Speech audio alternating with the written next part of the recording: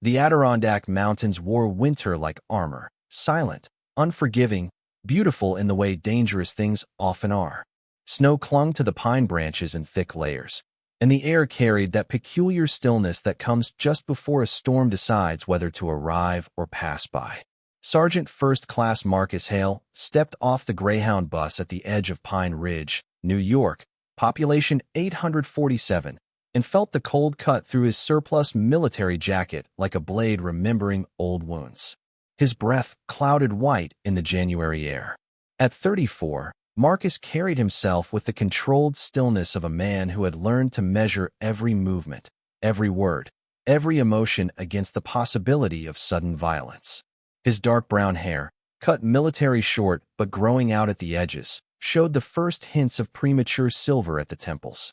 His face, strong jaw shadowed with a week's worth of stubble, deep-set hazel eyes that had seen too much, carried the particular weariness of someone who had returned from war but never quite made it all the way home. He wore faded jeans, scuffed combat boots that had walked through 3 deployments, and that burnt orange canvas coat he'd bought at a surplus store in Albany. Everything he owned fit into the weathered green duffel bag slung over his shoulder. $47 remained in his wallet. His last paycheck, what was left of it after the divorce lawyer took her cut. Beside him, patient as stone, sat Atlas. The German Shepherd was 6 years old, 90 pounds of silver gray and cream-colored muscle, intelligence, and unwavering loyalty. His coat gleamed even in the pale winter light, darker along the spine, fading to almost white at the chest and belly. His muzzle showed the first frost of age, giving him a distinguished look that matched the calm authority in his amber eyes. Atlas had been Marcus's partner for 4 years in Afghanistan, an explosives detection dog who had saved Marcus's life twice and the lives of his squad more times than anyone could count. When Marcus was medically discharged after an IED blast left him with a shattered collarbone and PTSD that made sleep a battleground, he'd fought through 6 months of paperwork and red tape to adopt Atlas. The Army wanted to retire the dog to a facility. Marcus wanted to bring him home. In the end, Marcus won. It was the only victory that year that felt real. Now, standing in the frozen parking lot of a mountain town he'd never heard of until 3 days ago, Marcus looked down at his only friend in the world. "Well, boy," he said quietly, his voice carrying that dry, matter-of-fact tone he'd developed over years of giving reports under fire. "This is it. Last chance. Last town. Last $47. Atlas looked up at him with those knowing eyes and gave a single, soft huff that somehow contained both sympathy and determination. The job listing had been vague. Winter groundskeeper needed. Remote mountain estate. Room and board included. Must be comfortable with isolation and hard work. Veterans preferred. The phone number connected to a man named Gerald Thorne, 79 years old, voice crackling with age but sharp with intelligence. "You served?" he'd asked immediately. "Army. 13 years. Combat engineer." "Good. Good." A long pause, the sound of labored breathing. "I need someone who understands duty. Someone who won't run when things get difficult. Can you start immediately?" Marcus had been sleeping in his truck at a rest stop outside Syracuse, rationing the last of his canned soup. "Yes, sir." "Then come to Pine Ridge. Ask anyone for the old Thorne estate. I'll be waiting." That had been 3 days ago. Now, standing in the cold, Marcus wondered if he'd made a mistake. But mistakes were a luxury he couldn't afford. He had no family, his parents dead, his ex-wife remarried, his army brothers scattered across the country, fighting their own battles with invisible wounds. He had Atlas. He had his hands. He had $47. It would have to be enough. "What is it, boy?" Atlas had stopped walking, body suddenly rigid, ears pricked sharply forward. Not the alert posture of danger, but something else. Interest, focus, the sudden shift that meant his incredible senses had detected something his human partner couldn't yet perceive. Marcus's pulse quickened instinctively. Years of training made his hand drift toward his hip where a sidearm used to rest. Now there was only empty air, but the reflex remained.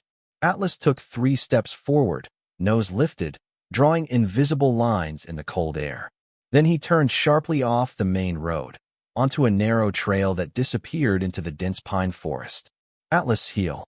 The dog paused, looked back at Marcus with an expression so deliberate it bordered on communication, then took another step toward the trees. Marcus had learned long ago, when Atlas insisted, "You listened." He adjusted the duffel on his shoulder and followed. The forest swallowed them quickly. Pine trees stood like cathedral pillars, their branches heavy with snow that occasionally fell in soft whispers. The temperature dropped further in the shadows, and Marcus's breath came in steady clouds. Atlas moved with purpose now, not running but walking with that trained, deliberate pace that meant he was tracking something specific. His tail was level, his head high, his entire body focused forward. They walked for 15 minutes, deeper into woods that showed no sign of human passage. No trails, no tire tracks, no trash. Just pristine wilderness that made Marcus feel simultaneously at peace and on edge. Peace because the silence reminded him of the few good moments overseas, dawn patrols before the heat and chaos began. On edge because his training never fully shut off, and isolation always meant vulnerability. Then Atlas stopped. Completely. Utterly. Still. His ears flattened slightly, his tail dropped, and he emitted a sound Marcus had only heard a handful of times. A low, keening whine that vibrated with distress and urgency. Marcus's heart hammered. He dropped the duffel and moved forward carefully. 20 feet ahead, partially hidden behind a massive fallen log and a cluster of frost-covered ferns, was a man. He sat slumped against the base of an ancient pine tree, wearing clothes that had once been expensive but were now soaked through and crusted with ice. A gray wool coat, torn at the shoulder. Dress slacks, mud-stained and frozen stiff. Leather shoes, in the mountains, in January, that had no business being anywhere near a forest. The man's face was pale, almost blue at the lips. His silver hair hung in thin, wet strands across his forehead.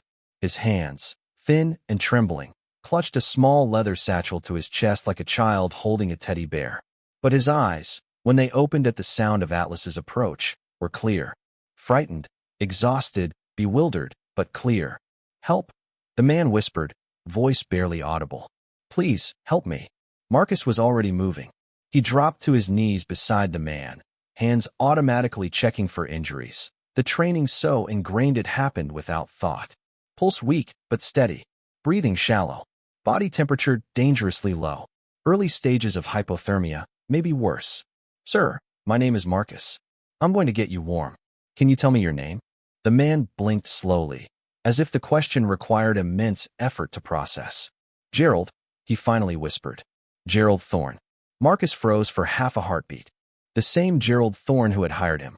The man he was supposed to meet. Here. In the woods. Alone. Freezing to death.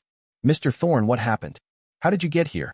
Gerald's eyes filled with something that looked like shame mixed with disbelief. His lips trembled. "My son," he whispered. "Marcus, my son left me here."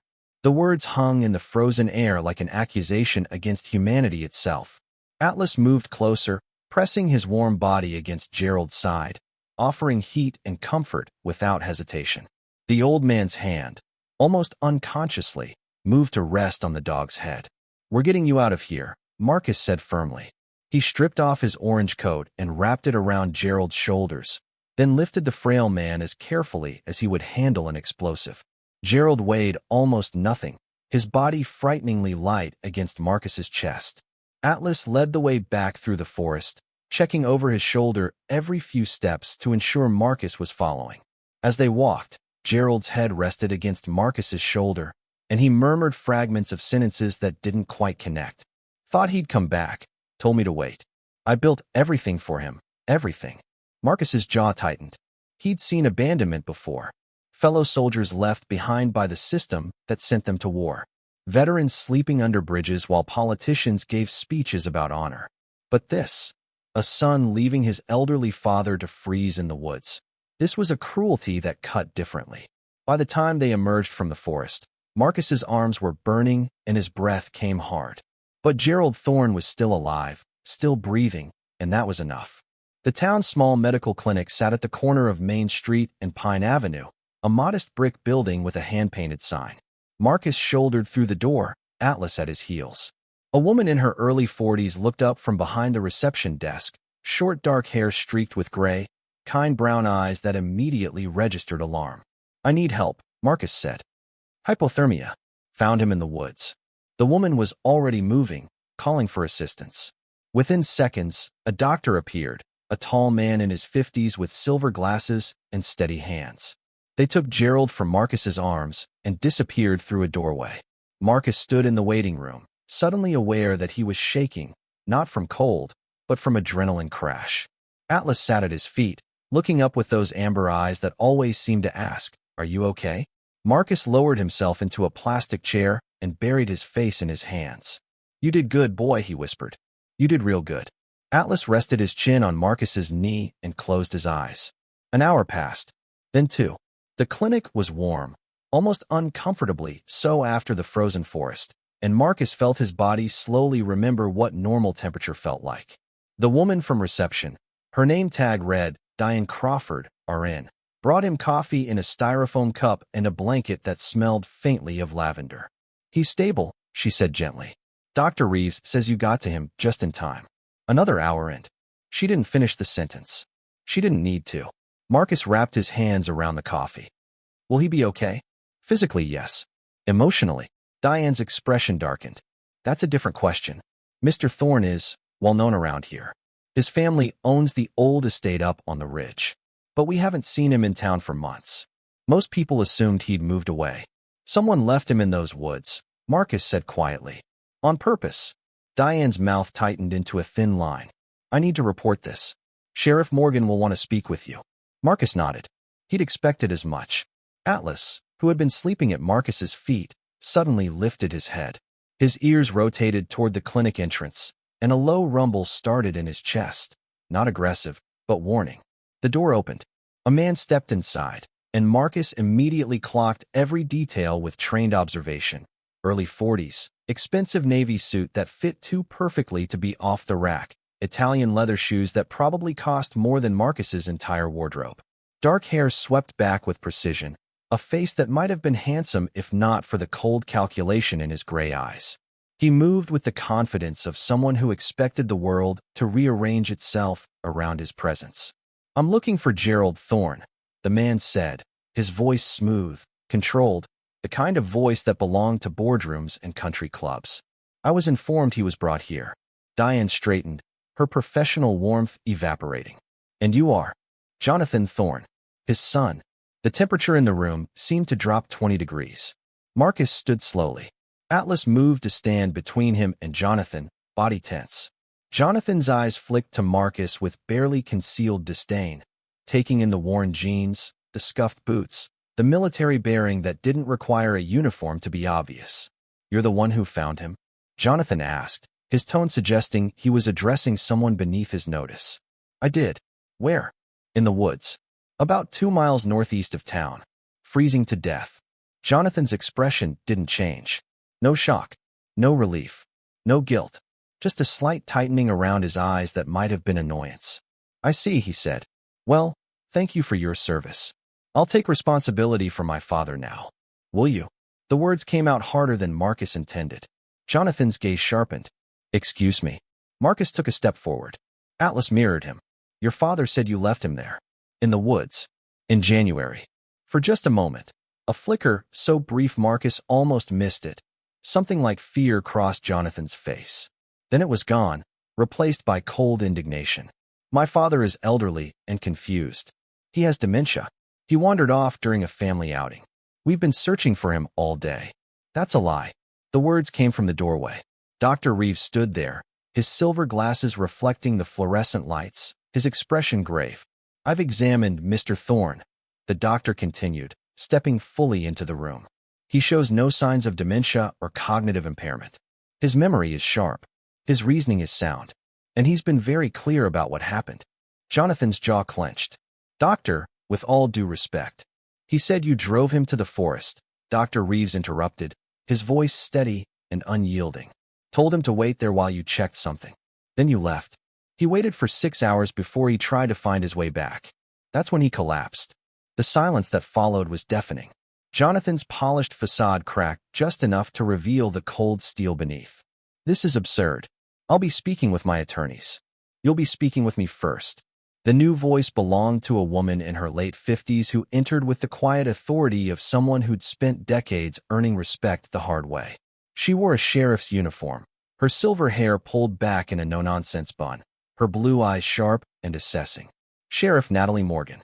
Marcus recognized the type immediately. Former military, probably military police, someone who understood duty and justice weren't always the same thing, but tried to make them meet anyway. She looked at Jonathan with the expression of someone examining a particularly unpleasant crime scene. "Mr. Thorne, I need you to come to the station. We have questions about your father's condition when he was found. Am I being accused of something? Should you be?" Jonathan's nostrils flared.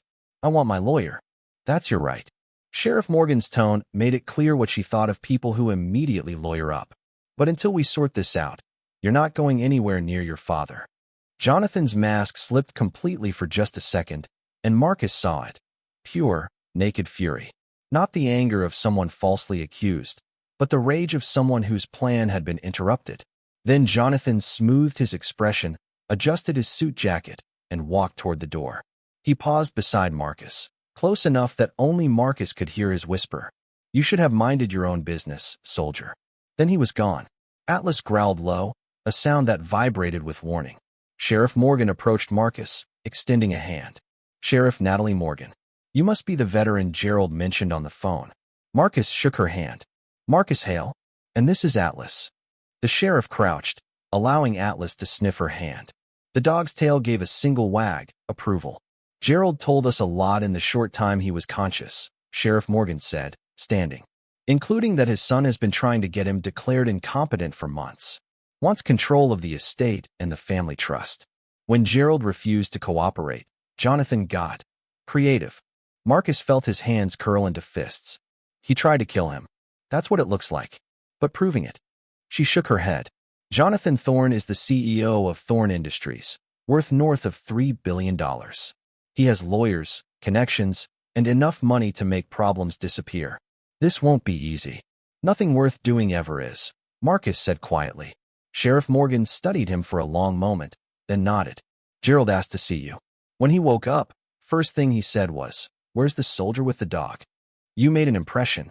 They walked down the hallway to Gerald's room. The old man lay in a hospital bed, covered in blankets, and 4 in his arm. But his eyes, pale blue, clear, intelligent, tracked Marcus as he entered. "You came," Gerald whispered. Marcus approached the bedside. "Yes, sir. I called you 3 days ago. Told you I needed someone who understood duty." Gerald's voice strengthened slightly. "I didn't tell you why. Didn't tell you my son was trying to have me declared insane so he could take everything I'd built." His hand trembled as he reached toward Atlas, who had moved to the bedside. "Didn't tell you he'd do this. He won't succeed," Marcus said firmly. Gerald's eyes filled with tears. "He's my son. I raised him, gave him everything, and he left me in the woods to die like I was nothing." Atlas rested his chin gently on the edge of the bed. Gerald's thin fingers stroked the dog's head, and for a moment, he seemed to find peace. "I have no one else," Gerald whispered. "My wife passed 10 years ago. Jonathan is my only child."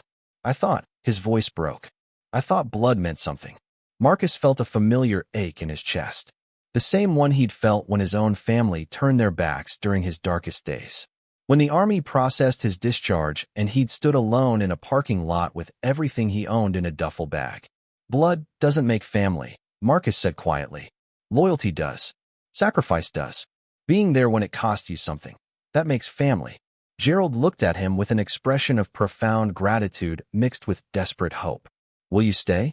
Please. I can't pay you much yet. Not until the legal matters are sorted. But I can offer room and board at the estate. And," he swallowed hard, "I could use someone who won't abandon me." Marcus glanced at Atlas. The dog looked back with those knowing amber eyes. $47. No home. No prospects. And an old man who'd nearly died because his own son valued money more than human life. "I'll stay," Marcus said. Relief washed over Gerald's face like sunrise after a long night. Sheriff Morgan, who'd been standing quietly by the door, stepped forward. "Mr. Thorne, I need to ask. What's at your estate that's worth killing for?" Gerald closed his eyes. "Everything. And nothing. Thorne Estate sits on 500 acres of old-growth forest and mountainside. The house itself is a historical landmark, built by my great-grandfather in 1898. But that's not what Jonathan wants. Then what? Gerald's eyes opened, and in them Marcus saw fear mixed with terrible knowledge. Under the estate, beneath the old spring house, is something my great-grandfather discovered. Something he protected. Something worth more than money, if you know how to use it. What is it? Marcus asked. A natural spring, Gerald whispered. But not just any spring. The water, it has properties. Mineral content unlike anything documented in North America. My great-grandfather spent his fortune protecting it, keeping it secret. He knew that if the wrong people learned about it, he didn't finish. He didn't need to. Atlas whined softly, as if sensing the weight of what had just been revealed. Outside the window, snow began to fall. Soft, silent, covering the world in white. And somewhere in Pine Ridge, Jonathan Thorne was making phone calls, assembling lawyers, planning his next move. Marcus looked at Gerald, then at Atlas, then at Sheriff Morgan. "We're going to need help," he said. The sheriff smiled grimly. "Lucky for you, I know some people." The road to Thorne Estate wound through 3 miles of dense forest, climbing steadily until the trees parted to reveal something that looked like it belonged in a different century. The house rose against the winter sky like a monument to a more elegant age. 3 stories of gray stone and dark timber, with tall windows that caught the afternoon light, a wraparound porch supported by thick columns, and a slate roof that had weathered more than 100 winters. Ivy, dormant now but thick as rope, climbed the eastern wall. Beside the main house stood a carriage house converted to a garage, a stone spring house that leaned slightly with age, and the skeletal remains of what might once have been stables. Everything spoke of grandeur slowly yielding to time. Marcus pulled the borrowed truck, Sheriff Morgan's personal vehicle, loaned until he could sort out his situation, into the circular drive. Atlas sat in the passenger seat, nose pressed against the window, taking in every detail with that intense focus he'd always had. "Big place for one old man," Marcus murmured. The front door opened before he could knock. A woman stood in the doorway, late 60s, tall and thin with silver hair pulled into a loose bun, wearing a cardigan over a floral dress and an expression that managed to be both welcoming and deeply worried. Her hands were flour-dusted, and the smell of fresh bread drifted from inside. "You must be Marcus," she said, her voice carrying a slight Appalachian lilt. "I'm Evelyn Carr. I've been Mr. Gerald's housekeeper for 32 years. Marcus extended his hand. "Ma'am." She shook it firmly, then crouched to greet Atlas. "And who's this handsome fellow?" "Atlas. German Shepherd," she said, scratching behind Atlas's ears with practiced familiarity. "Had one myself growing up. Smartest dogs God ever made." She looked up at Marcus. "Sheriff Morgan called ahead. Told me what happened. Told me you saved his life." Atlas found him. Then Atlas saved his life. Evelyn stood, brushing flour from her hands. "Come in. Both of you. Let me show you around before Gerald comes home tomorrow." The interior of Thorne Estate carried the weight of generations. The entry hall rose 2 stories, with a grand staircase of dark wood ascending to a landing where portraits watched with oil-painted eyes. The furniture was antique but well-maintained. Mahogany tables, Persian rugs worn thin in the centers, bookshelves that climbed to the ceiling. But beneath the grandeur, Marcus noticed details that told a different story. Dust on the higher shelves, a water stain on the ceiling, wallpaper peeling in the corners. The house was slowly coming apart, held together by Evelyn's efforts and Gerald's dwindling resources. "The estate has been in the Thorne family for 4 generations," Evelyn explained as she led them through the first floor. "Gerald's great-grandfather, Nathaniel Thorne, built it in 1898, made his fortune in timber and mineral rights, but he was different from most robber barons." Her voice carried pride. He believed in stewardship, protecting the land, not just exploiting it. They passed through a library lined with leather-bound books, a sitting room with a massive stone fireplace, a dining room with a table that could seat 20. "Jonathan grew up here," Evelyn continued, her tone shifting subtly. "But he never appreciated it. Even as a boy, he'd ask why they didn't sell the old junk and buy something modern." She paused, looking out a window toward the mountains. When his mother died, whatever connection he had to this place died with her. Atlas had been exploring alongside them, nose working constantly. Now he stopped at a door beneath the main staircase. a heavy oak door with an iron handle. He scratched at it once, whined, then looked back at Marcus. "That's the old door to the cellar," Evelyn said. "Hasn't been opened in years. Gerald keeps it locked." "Why?" Evelyn hesitated. "That's a question for Gerald to answer, not me. But I'll say this. Nathaniel Thorne built this house with secrets. And some of them are buried so deep, most folks forgot they exist." Atlas scratched the door again, more insistently. "Easy, boy," Marcus murmured, but something in his gut tightened. Atlas only acted like this when he sensed something important. In Afghanistan, it meant explosives. Here it meant what? Evelyn led them upstairs to a bedroom on the second floor. "This will be yours," she said, opening the door. It was Gerald's son's room when Jonathan was young, but he hasn't set foot in here for 20 years. The room was simple but comfortable, a double bed with a quilt, a dresser, a window that looked out over the forest. Clean, quiet, more than Marcus had expected. "There's a bathroom down the hall," Evelyn continued. "I'll bring up fresh towels. Dinner is at 6 if you're hungry." "Thank you, ma'am." She smiled, the worry lines around her eyes softening. "Call me Evelyn." "And Marcus? I'm glad you're here. Gerald needs someone who won't." She trailed off, choosing her words carefully. "Who won't abandon him." After she left, Marcus unpacked his duffel, which took all of 3 minutes since he owned almost nothing. Atlas explored the room thoroughly, checking corners and under furniture with that methodical precision that made him such a good detection dog. Then the dog sat in the middle of the floor and looked at Marcus with an expression that clearly said, "Something's not right here." "Yeah," Marcus agreed quietly. "I feel it too." That night, Marcus couldn't sleep. Not because the bed was uncomfortable. It was the softest surface he'd lain on in months. Not because the house was too quiet. He'd trained himself to sleep through artillery fire. But because his mind kept circling back to that locked door beneath the stairs and the way Atlas had reacted to it. At 2 in the morning, he gave up, pulled on jeans and a shirt, and padded downstairs in bare feet. Atlas followed, nails clicking softly on the hardwood. The house at night felt different, shadows deeper, silence heavier, as though the walls themselves were holding secrets. Marcus moved through the rooms with the quiet competence of someone who'd conducted midnight patrols in hostile territory. He found himself in the library.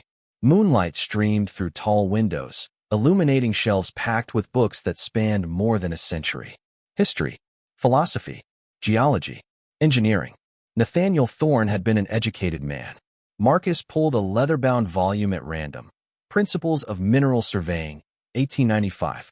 Inside the cover, handwritten in faded ink, "Property of N. Thorne." He replaced it and moved along the shelf, fingers trailing over spines. Something made him stop at a thick book titled Adirondack Geology and Hydrology. When he pulled it free, something fluttered to the floor. An envelope. Old. Yellowed. Unsealed. Marcus picked it up and carefully extracted the letter inside. The paper was brittle, the ink brown with age, but the handwriting was steady and precise. December 15th, 1912. "My dearest son Edward, if you are reading this, I am gone, and the burden of truth has passed to you. What I discovered beneath this land is both blessing and curse. The spring, which you know as simply our water source, is unlike any geological formation documented in North America. The mineral content defies explanation. Water that emerges from deep aquifers, filtered through rock formations that should not exist at this latitude, carrying properties that would revolutionize medicine, agriculture, perhaps human understanding itself. But I have kept it secret for a reason. 3 men came to me 5 years ago, representatives of Standard Oil, though they never admitted as such. They knew, somehow, about the spring. They offered me a fortune. When I refused, they threatened. When I still refused, my surveyor disappeared. His body was never found. I realized then that some discoveries are too dangerous to reveal. Mankind is not ready for what lies beneath Thorne Estate. Perhaps mankind will never be ready. I have sealed the main chamber. The entrance is hidden where only someone who loves this land, truly loves it, would think to look. I trust you will protect it as I have. Guard this secret, Edward. Let no one know. Not for profit. Not for progress. Not for any reason. Your father, Nathaniel Thorne." Marcus read the letter 3 times, his mind racing. A spring with unusual properties. Dangerous enough that men killed for it. Sealed away for more than a century. and Jonathan Thorne somehow knew about it. Atlas had been lying near the fireplace, but now he stood, ears swiveling toward the hallway. A low growl rumbled in his chest. Marcus's pulse quickened. He moved to the library door and listened. Footsteps. On the porch. Slow. Deliberate. Trying to be quiet. Marcus killed the lights and moved to the window. 3 figures stood near the tree line, barely visible in the darkness, watching the house. One of them raised something, a camera with a telephoto lens. Atlas's growl deepened. Easy, Marcus whispered, hand on the dog's back. Not yet. The figures remained for 5 more minutes, then melted back into the forest. Marcus stood in the darkness for a long time after they left, mind working through possibilities. Jonathan had sent watchers. Or maybe it wasn't Jonathan. Maybe it was whoever else knew about the spring. Either way, the estate was being surveilled. He looked down at Atlas. We're in deeper than I thought, boy. Atlas whined agreement. Marcus carefully refolded the letter, placed it back inside the book, and returned everything to the shelf. Tomorrow, when Gerald came home, they'd have a conversation. A long one. But tonight, Marcus did what soldiers did when reconnaissance detected enemy presence. He prepared. He checked every door, every window, every potential entry point, memorized sight lines and defensive positions. The house was old, which meant vulnerable, but it was also built like a fortress with thick walls and limited access points. If someone wanted to get to Gerald Thorne, they'd have to go through Marcus first. And that, Marcus thought with grim satisfaction, would not be easy to doctor.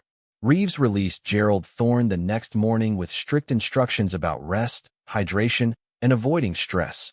Advice that became instantly impossible the moment they arrived at the estate. 3 television news vans were parked on the road just outside the property gates. Damn it, Sheriff Morgan muttered from the driver's seat. She'd personally driven Gerald home, with Marcus and Atlas following in the borrowed truck. Jonathan must have leaked the story. Sure enough, reporters rushed the car as soon as it slowed, shouting questions. Mr. Thorne, is it true your son tried to kill you? Will you be pressing charges? What's your response to Jonathan Thorne's statement that you're mentally incompetent? Sheriff Morgan laid on the horn and pushed through slowly, ignoring all questions. The gates, wrought iron, ornate, original to the estate, swung open, Evelyn watching from the gatehouse, and they escaped into the driveway. Gerald sat in the back seat, looking smaller somehow, fragile despite the sharp intelligence in his eyes. He stared at the house he'd lived in for 79 years as though seeing it for the first time. I never thought it would come to this, he whispered. Marcus helped him out of the car and up the porch steps.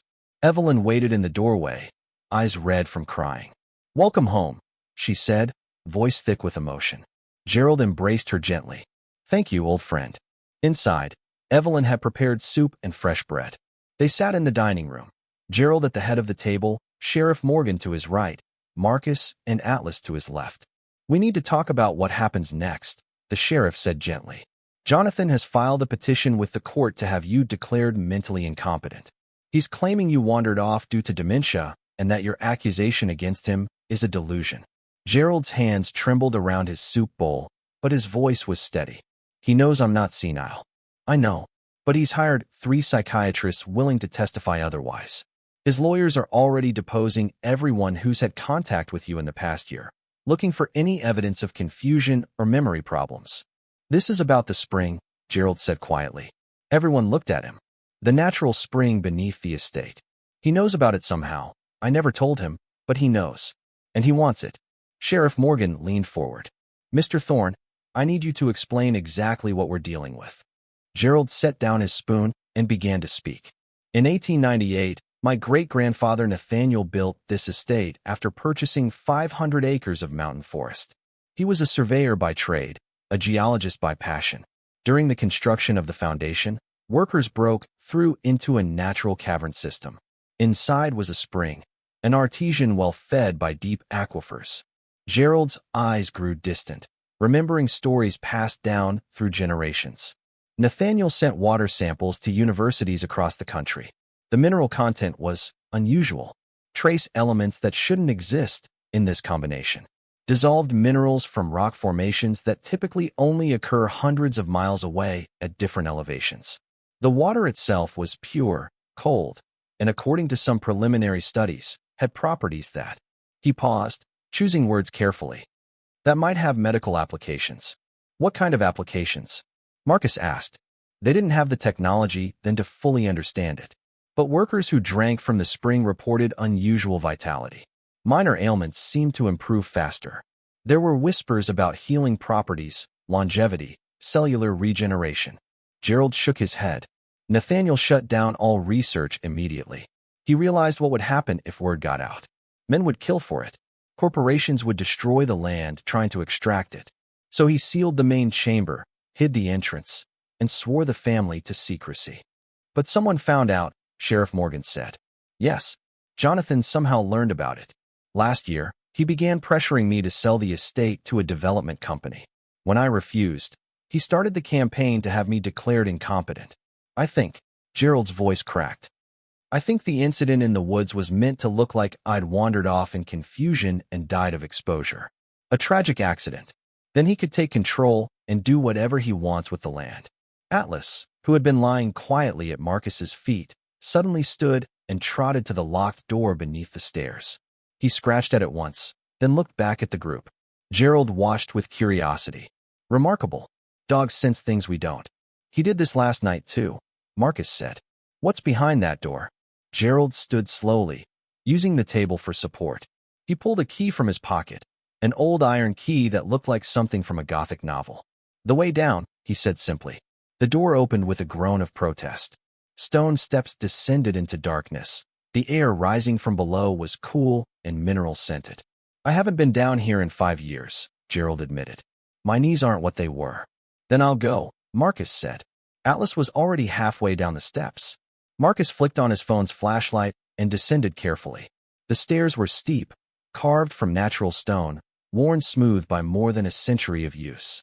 At the bottom was a cellar, but not the kind used for storage.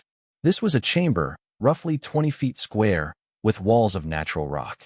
Wooden shelves held old surveying equipment, notebooks bound in leather, glass jars filled with mineral samples labeled in faded ink. And in the center of the room, set into the floor, was a metal grate covering what looked like a well. Atlas approached it cautiously, nose working. He pawed the grate once, then looked at Marcus with an expression that clearly communicated importance. Marcus knelt and examined the grate. It was padlocked, the lock itself old but well-maintained. Through the metal bars, he could see water far below, glimmering faintly in the flashlight beam. On the wall behind the grate, someone had carved words into the stone. What lies beneath is not ours to take. Guard it well. N.T. 1898". Marcus heard footsteps on the stairs. Gerald appeared, moving slowly but determined, with Sheriff Morgan helping him. This, Gerald said, gesturing to the grate, is the sealed entrance to the main cavern. The spring itself is 30 feet below. There's a tunnel system that leads deeper into the mountain. My great-grandfather mapped some of it, but not all. He believed the aquifer source might extend for miles underground. And this is what Jonathan wants, Marcus said. Who submitted it? Marcus asked, though he already knew. A law firm in Manhattan, representing Meridian Holdings. Gerald's face went gray. Jonathan's biotech company. Not just biotech, Dr. Chin corrected. Meridian Holdings specializes in pharmaceutical development with a focus on mineral-based therapeutic compounds. They've made billions from natural spring extractions in Iceland, New Zealand, and Japan. She looked directly at Gerald. If they know what's beneath your property, they'll do anything to access it. They already are, Marcus said quietly. Dr. Chin pulled out another document. This one more recent, with satellite imagery. This is a current mineral rights map of the region. Someone has been quietly purchasing subsurface rights to properties surrounding your estate. All purchases made through shell companies in the past 18 months. She pointed to the map. You're surrounded, Mr. Thorne. If you lose control of this property, they'll claim access through adjacent rights. Gerald stood slowly, walked to the window, and stared out at the forest that had been his family's legacy for more than a century. My great-grandfather knew this would happen, he said. He knew men would destroy the land, exploit the spring, turn something precious into profit. His voice hardened. I won't let that happen. I'd rather destroy it myself than let them have it. There's another option, Dr. Chun said carefully. You could deed the property to a conservation trust. Make it protected land. That would prevent any commercial development permanently. Jonathan would fight that in court. Evelyn interjected. He'd claim Gerald wasn't competent to make that decision. Which is why we need to move fast, Dr. Chin agreed. The competency hearing is in 2 weeks. If Jonathan wins, he gets control. If we can establish protected status before then, it won't matter what the court decides about Gerald's competency. The land will be legally untouchable. Marcus felt the pieces clicking together. That's why Jonathan tried to kill him. He needed Gerald dead before he could transfer the property. When that failed, Dr. Chun continued. He shifted to the legal route. But it's slower, riskier. If he senses Gerald is about to move the property into a trust, he might. She trailed off, unwilling to finish the sentence. Atlas, who had been lying quietly, suddenly stood and trotted to the library door. He pressed his nose against the crack at the bottom, sniffing intently, then let out a low, warning growl. Marcus was on his feet instantly. "What is it, boy?" The dog scratched at the door once, tail rigid. Marcus opened it carefully. The hallway was empty, but Atlas moved immediately toward the front of the house, nose working furiously. "Evelyn, did you open any windows today?" "No, it's too cold." Atlas barked sharply, 3 staccato bursts. The same signal he'd used in Afghanistan when he detected explosives. Marcus's blood ran cold. "Everyone out. Now. Back door. Move." His tone, the command voice that had led men through firefights, brooked no argument. Dr. Chun grabbed her bag. Evelyn helped Gerald to his feet, and they hurried toward the kitchen. Marcus followed Atlas to the front door. The dog pawed at the base of the doorframe, whining urgently. Marcus knelt and examined the area. At first, he saw nothing. Then, a tiny glint of metal. A wire, almost invisible, running from the door hinge to. He followed it with his eyes, to a small device attached to the doorframe at knee height. His hands started shaking, not from fear, but from adrenaline and muscle memory. He'd seen devices like this in Kandahar. Simple, effective, lethal, a pressure-triggered explosive. If someone opened that door from the outside. "Good boy," Marcus whispered, his voice unsteady. "Good boy, you just saved us again." He photographed the device with his phone, then carefully backed away. "Nobody touched this door. Nobody comes through here until bomb squad clears it." Sheriff Morgan arrived 20 minutes later with 2 state police bomb technicians. They confirmed Marcus's assessment, a military-grade explosive device, professionally installed, designed to look like an accident. "Gas leak explosion," one technician said grimly. That's how they'd sell it. Old house, old pipes, tragic accident. Gerald sat on the back porch, wrapped in a blanket, looking older than his 79 years. "He tried again," he whispered. "My own son tried to kill me again." Sheriff Morgan crouched beside him. "Mr. Thorne, this changes everything. This is attempted murder. Federal charges. I'm issuing a warrant for Jonathan's arrest immediately." But even as she said it, her phone rang. She listened, her expression darkening. When she hung up, she looked at Gerald with barely contained fury. "Jonathan Thorne is currently in London. Left the country 3 days ago for business meetings. His lawyers are already claiming he had nothing to do with this, and that it's clearly the work of some random criminal targeting wealthy homeowners." "Convenient," Marcus said coldly. "He hired someone," Dr. Chin said. "Someone professional. Someone who knows explosives." Marcus felt ice form in his chest. And that someone might still be here. As if summoning it by speaking, Atlas suddenly bolted from the porch, racing toward the tree line with a ferocity Marcus had only seen in combat. "Atlas!" Marcus ran after him, adrenaline overriding caution. The forest swallowed them both, pine trees dense, shadows long in the afternoon light. Atlas ran with purpose, following a scent trail only he could detect. Marcus struggled to keep up, boots slipping on patches of ice, branches whipping his face. They burst into a clearing. A man stood there, mid-30s, lean and muscular, wearing tactical gear that screamed military contractor. He had been photographing the estate from a distance with professional surveillance equipment. When Atlas appeared, the man's hand moved to his hip. "Don't," Marcus said, his voice carrying the flat authority of someone who'd been in more gunfights than he cared to remember. The man's eyes flicked to Marcus, assessing. Former military himself, clearly. The kind of man who took money for work most soldiers would refuse. Atlas held position between them, teeth bared, every muscle coiled and ready. For a long moment, nobody moved.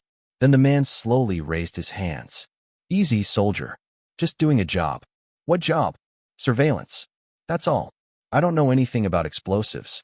Who hired you? The man smiled, cold, professional. You know I can't tell you that. Can't or won't. Does it matter? Atlas growled deeper, taking one step forward.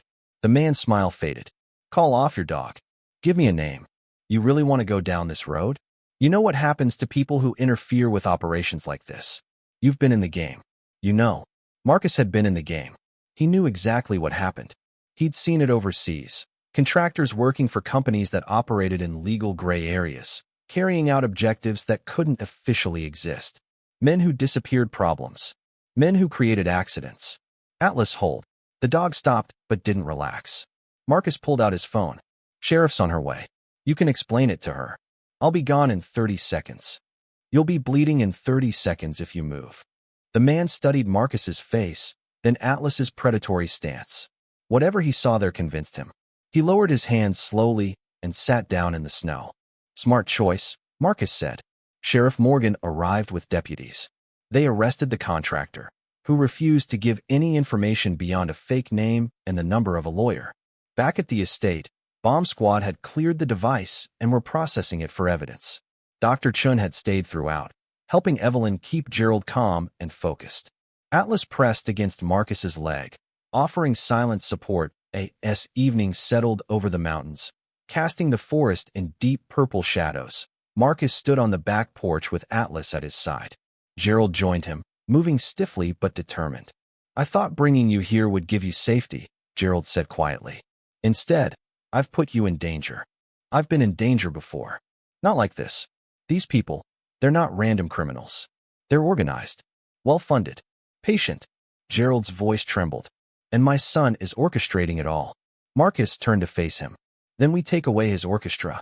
Dr. Chen's right. We move the property into a conservation trust immediately. We document everything. We build a case so airtight that even his billion-dollar lawyers can't poke holes in it. It won't be enough, Gerald whispered. As long as the spring exists, there will always be someone trying to take it. Then we make sure they can't. Gerald looked at him sharply. What do you mean? Marcus had been thinking about it since reading Nathaniel Thorne's letter. Your great-grandfather sealed the main chamber. But what if we seal it permanently? Collapse the entrance. Fill the cavern. Make it impossible to access without destroying the entire mountain. That would destroy the spring. It would protect it. There's a difference. Gerald was silent for a long time, staring out at the forest his great-grandfather had protected, the land his family had stewarded for 4 generations.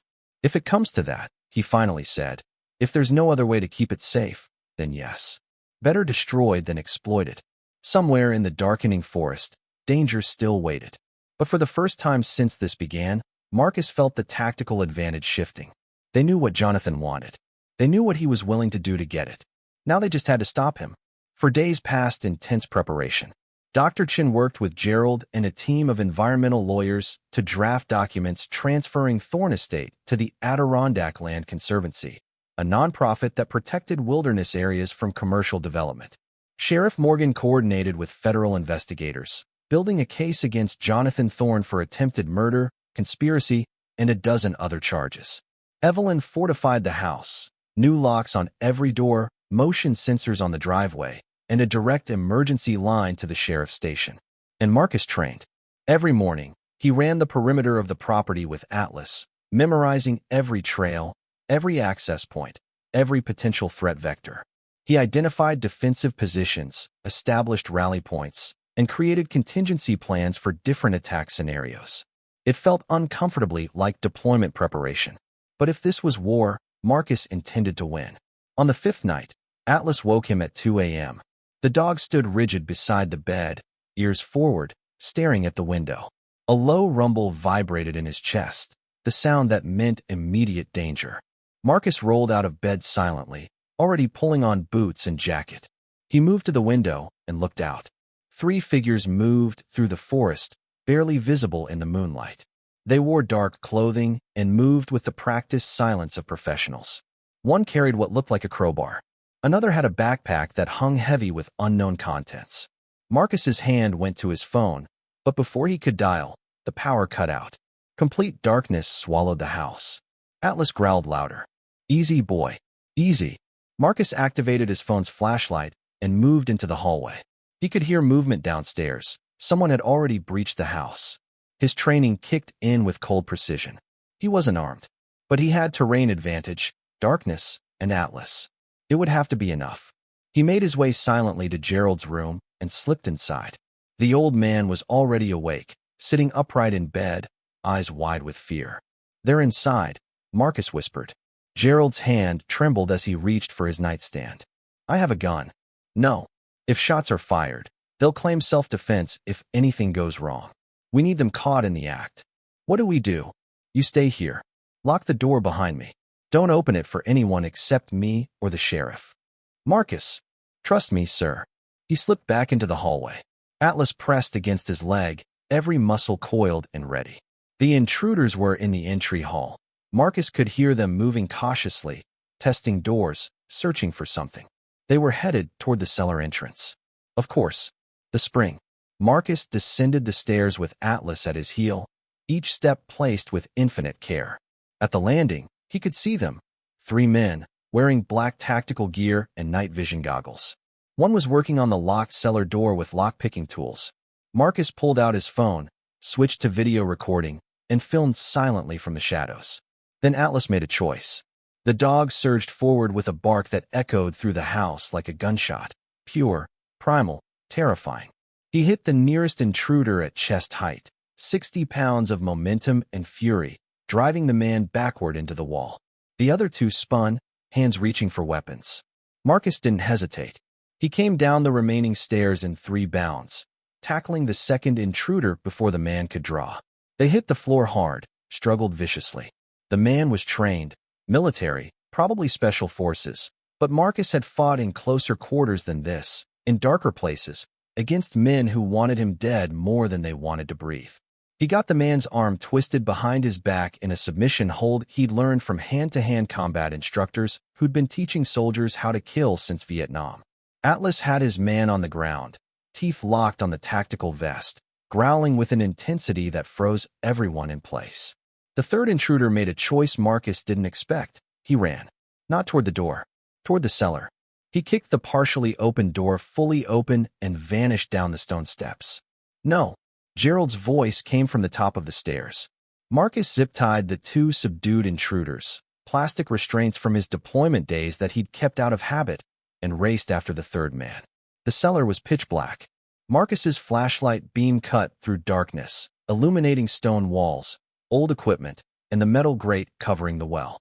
The third intruder knelt at the grate, working frantically at the padlock with bolt cutters. "Step away," Marcus commanded. The man didn't stop. The lock snapped. He lifted the grate. Atlas launched himself down the stairs and across the room. The intruder saw him coming, tried to draw a weapon. Too slow. Atlas hit him sideways, driving him away from the well opening. The dog's teeth closed on the man's wrist, and the weapon clattered across the floor. Marcus kicked it away, hauled the man upright, and pressed him against the wall. "Who sent you?" The man spat blood. "Lawyer." "Not good enough." "Thorne. Jonathan Thorne. Paid us $200,000 to retrieve water samples and document the spring system." "Where is he?" "London."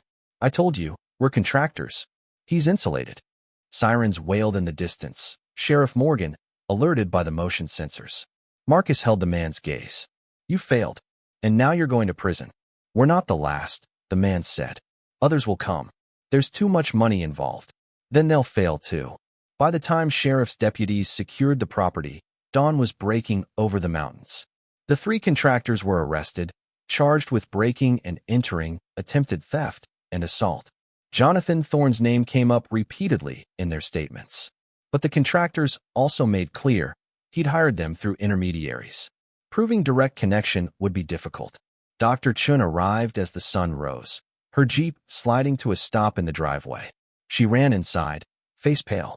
"The trust documents," she said urgently. "We need to file them today. Now. Before Jonathan's lawyers can block it." Gerald sat in the library, wrapped in a blanket despite the fire burning in the hearth. He looked exhausted, not just physically, but spiritually. A man reaching the end of his strength. "Do it," he said simply. By noon, The paperwork was filed with the county clerk. Thorne Estate and its 500 acres were now held in perpetuity by the Adirondack Land Conservancy, with stipulations that no commercial development could ever occur on the property. Gerald retained life tenancy. He could live there until he died. After that, the land would be protected wilderness forever. Jonathan Thorne's lawyers filed an emergency injunction within hours, claiming Gerald lacked the mental capacity to make such a decision. But Judge Helen Rodriguez, a stern woman in her 60s who'd spent 40 years on the bench, reviewed the medical evaluations, Dr. Chin's expert testimony, and the evidence of Jonathan's attempts to kill his father, and made her ruling from the bench. This court finds Gerald Thorne to be of sound mind and body. The trust transfer is valid and binding. Furthermore, this court is issuing a restraining order against Jonathan Thorne. He is not to come within 500 yards of his father or the estate. Any violation will result in immediate arrest. Gerald wept when Sheriff Morgan delivered the news. Marcus stood on the porch with Atlas, watching the sun set over the protected forest. They'd won a battle, but something in his gut told him the war wasn't over. Atlas must have sensed it too. The dog's ears remained alert, scanning for threats that hadn't yet appeared. "Stay sharp, boy," Marcus murmured. The dog huffed agreement. In London, Jonathan Thorne received the news and threw his phone across the hotel room, shattering it against the wall. He stood at the window, staring out at the Thames, jaw clenched so tightly his teeth ached. He'd lost the estate, lost the spring, lost billions. But he hadn't lost everything. Not yet. He picked up the hotel phone and dialed a number he'd sworn never to use. A number that connected to people who solved problems permanently. "It's me," he said when someone answered. "I need the veteran dealt with. And the dog. I don't care how. Just make them disappear." The voice on the other end quoted a price that would bankrupt most people. Jonathan didn't hesitate. "Done. Send me the proof when it's finished." He hung up and poured himself a drink. Stared at his reflection in the darkened window. Some part of him, some small, buried piece of the boy who'd once loved his father, whispered that he'd gone too far. That this was unforgivable. He silenced that voice with another drink. Money was the only god that answered prayers, and Jonathan intended to collect what was rightfully his, no matter who had to die. Winter deepened over Pine Ridge. Snow fell in earnest now, blanketing the mountains in white silence. Thorne Estate transformed into something from a Victorian postcard, smoke curling from chimneys, icicles hanging from eaves like crystal teeth, the forest around it hushed and watchful. Marcus had settled into a routine. Morning patrol with Atlas. Repair work around the estate, fixing gutters, reinforcing doors, winterizing pipes. Afternoons spent helping Gerald organize the family archives, documenting the history of the property for the Conservation Trust. 3 weeks passed without incident. Jonathan remained in London, his lawyers tied up in endless appeals that went nowhere. The contractors he'd hired were arraigned on multiple charges. Federal investigators were building a case that would likely take years to fully prosecute. Life almost felt normal. That should have been Marcus's first warning. On a Friday morning, Atlas woke him before dawn, not with aggression, but with insistence. The dog pawed at Marcus's arm, whined softly, then trotted to the bedroom door and looked back. Something's wrong. Marcus trusted that instinct more than any intelligence report. He dressed quickly and followed Atlas downstairs. The house was silent. Gerald and Evelyn still sleeping. Fire banked in the library hearth. Everything peaceful, but Atlas wasn't satisfied. He moved to the front door, sniffed carefully, then did something unusual. He backed away, ears flat, and gave a short, sharp bark. "What is it?" Atlas moved to the window and stood on his hind legs, forepaws on the sill, staring out at the driveway. Marcus looked. At first, he saw nothing unusual. Fresh snow from last night's storm. Trees heavy with it. The driveway empty except... Wait. Tire tracks. Fresh. Leading up to the house, and then stopping. Not turning around. Just stopping. As if someone had parked, approached on foot, then retreated. Marcus's pulse quickened. He grabbed his coat and flashlight. "Stay, boy." But Atlas followed anyway, staying close to Marcus's leg. Outside, the cold bit like broken glass. Marcus's breath clouded white as he examined the tire tracks. Large vehicle. Heavy tread pattern. Commercial truck, maybe. He followed boot prints from where the vehicle had stopped. 2 sets. both adult males based on size and stride length. They'd approached the house, circled around to the back, and stopped at the cellar window, the window that led to the sealed chamber. Marcus's blood turned to ice. Someone had tried to pry open the window, scratch marks on the frame, fresh. They'd failed, the old iron bars still intact. But they'd tried. Atlas sniffed the ground near the window, then sneezed violently and backed away, shaking his head. Marcus knelt and examined the snow. A faint chemical smell. Something acrid. Familiar. His mind flashed back to Afghanistan, to the time their unit had discovered a cache of industrial drilling equipment being used to excavate improvised explosive devices. This smelled like cutting fluid, the kind used with diamond-tipped drill bits. They weren't trying to break in. They were planning to drill through. Marcus ran back inside, woke Gerald, and called Sheriff Morgan. By mid-morning, the estate was again crawling with law enforcement. Sheriff Morgan brought a forensic team to analyze the chemical traces. Dr. Chin arrived to assess potential damage to the spring system if someone tried to drill from outside. Her conclusion was devastating. If they drill through from the surface with industrial equipment, she said, examining geological surveys spread across the dining room table, they could potentially breach the aquifer system. But worse, she pointed to a complex diagram. The spring emerges through a network of fractures in limestone bedrock. If those fractures are damaged, the entire system could collapse or become contaminated. You're saying they could destroy what they're trying to steal, Marcus said. Exactly. Which means either they don't understand what they're dealing with, or, she paused, or they don't care. Maybe the goal isn't to extract the spring. Maybe it's to eliminate it so no one can have it. Gerald's face went gray. Jonathan, if he can't have it, he'll make sure it's worthless to everyone else. Sheriff Morgan's radio crackled. She stepped away to take the call, her expression growing darker with each word.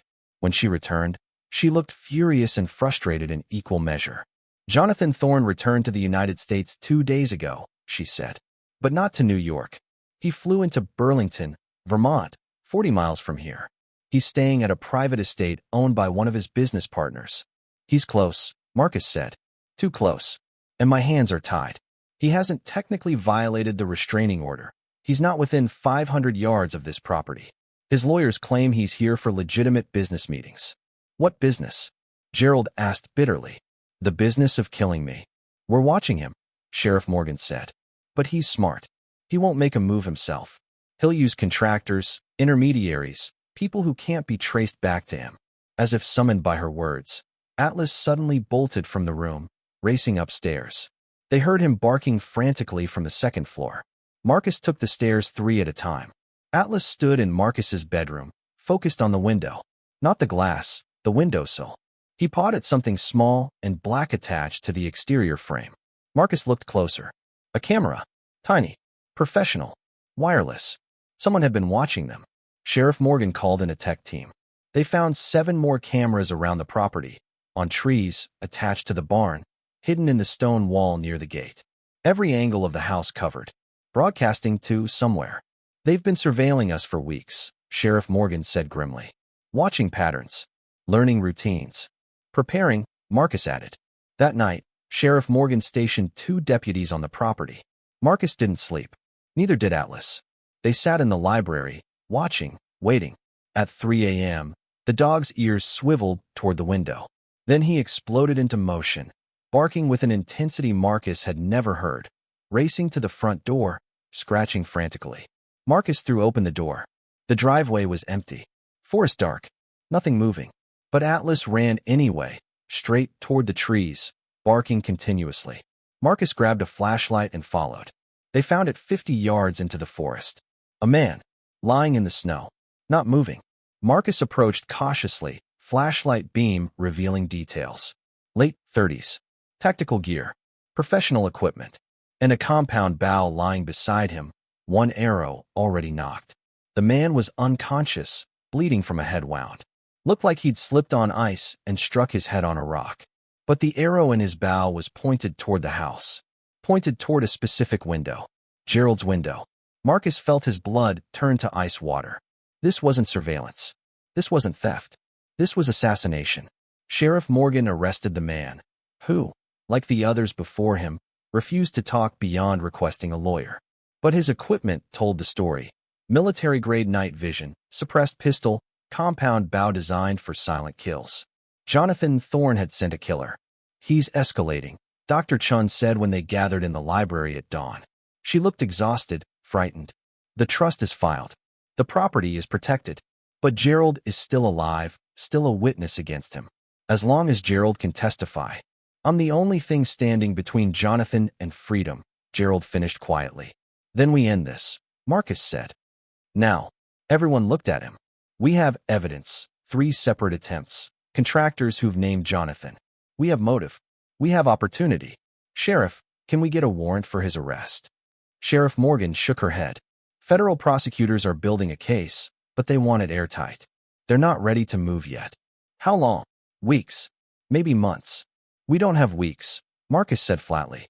The next killer might not slip on ice. Gerald stood slowly, his thin frame shaking but his voice steady. Then I'll confront him. Face to face. Record the conversation. Get him to confess. Absolutely not, Evelyn said immediately. That's suicide. She's right, Sheriff Morgan agreed. Jonathan won't confess. He's too smart for that. But Marcus was thinking, what if he thought he already won? What if he believed Gerald was dead? They all stared at him. A fake death, Marcus continued. Make Jonathan think his killer succeeded. Draw him out. Get him to do something that proves his involvement. Dr. Chin leaned forward. That's actually not terrible. If Jonathan believes his father is dead, he might claim the estate, start proceedings to access the spring. That would prove intent. Or he'd celebrate quietly, and we'd gain nothing, Sheriff Morgan countered. No, Gerald said slowly. Marcus is right. Jonathan's arrogance is his weakness. If he thinks he's won, he won't be able to resist gloating. Won't be able to resist coming back to claim what he thinks is his. Sheriff Morgan considered it. I need approval from federal prosecutors. And it would have to be coordinated carefully. How long? Marcus asked. 24 hours. Maybe less. Do it. That afternoon, the plan was set in motion. An ambulance was called to Thorne Estate. Real paramedics, but briefed on the operation. Gerald was loaded onto a gurney, covered with a sheet to his neck, looking appropriately pale and ill. The local newspaper published a brief notice. Gerald Thorne, 79, patriarch of the historic Thorne Estate, was transported to Pine Ridge Medical Center this afternoon in critical condition following a cardiac event. Updates to follow. By evening, the story had spread through the small town. By midnight, it reached Jonathan. And by dawn the next morning, Jonathan Thorne's private jet filed a flight plan from Burlington to Pine Ridge Airfield. He was coming home. Jonathan Thorne arrived at noon in a black SUV with tinted windows. He wore a charcoal suit, perfectly tailored, his expression a calculated mixture of grief and concern. He drove past the sheriff's deputies stationed at the gate without acknowledging them and parked in the circular drive. Inside the house, hidden in rooms throughout the estate, were FBI agents with recording equipment. Sheriff Morgan watched from a command post in the barn. Marcus and Atlas waited in Gerald's study, monitoring through a laptop linked to hidden cameras. And Gerald, very much alive, sat in the library in his leather chair, waiting. When Jonathan entered, his mask slipped for just a fraction of a second. Shock, disbelief, then rage. Hello, son, Gerald said quietly. Jonathan froze in the doorway, his hands clenched into fists. What is this? The truth. Finally, you're supposed to be. Jonathan caught himself. Dead. Gerald finished. Yes, I imagine I am. In your version of events. Jonathan's lawyer instincts kicked in. He smoothed his expression, adjusted his tie. Father, I don't know what you're implying. Stop. Gerald's voice carried steel. Stop lying. Stop pretending. We both know what you've done. You left me in the woods to freeze to death. Silence crashed into the room like a falling tree. Jonathan's facade cracked. You were confused. Wondering. I was trying to. I remember everything, Jonathan. Every word. You drove me to that forest. Told me to wait in the car. Said you needed to check something. Then you drove away. That's not. I waited for 6 hours. 6 hours in January, freezing, before I tried to walk back. You knew I wouldn't survive. You counted on it. Jonathan's face twisted. You don't understand. You've never understood. Do you know what that spring is worth? What I could build with that kind of capital? The empire I could create. There it is, Gerald whispered. Marcus, watching from the study, felt his hands tremble with fury. Jonathan was pacing now, the careful mask completely gone. My entire life, you've controlled everything. The estate, the trust, the money. You held it over me like I was some kind of servant. I built Thorne Industries myself. Made billions without your help. But it's never enough, is it? The old man sits on a fortune in that spring and won't let anyone use it because great-great-grandfather said so. That spring is not ours to exploit, Gerald said. Everything is ours to exploit. Jonathan shouted. That's how the world works. You exploit resources or someone else does. I tried to do it legally, tried to convince you to partner with Meridian Holdings. But no, you're too noble, too pure. His voice dripped with contempt. So I had to find another way. By killing me. By removing an obstacle. The words hung in the air like a confession written in blood. FBI agents moved silently into position.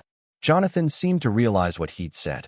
He turned toward the door and found it blocked by Sheriff Morgan, flanked by federal agents.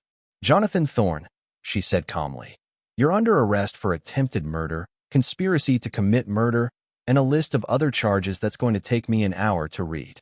Jonathan's face went white, then red, then something beyond either.